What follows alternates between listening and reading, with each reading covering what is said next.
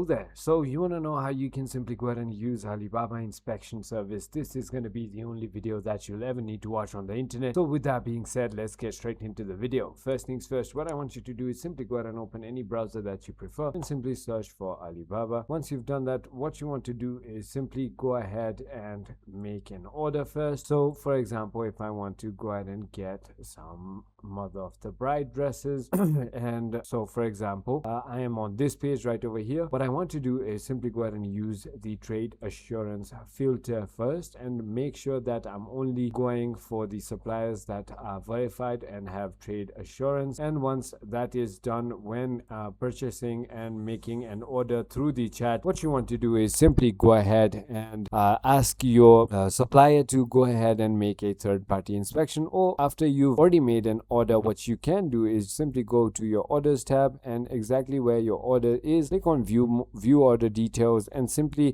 down below here's going to be add services button that you want to simply go ahead and tap on, and there is going to be your third-party inspection right over there. So that is about it.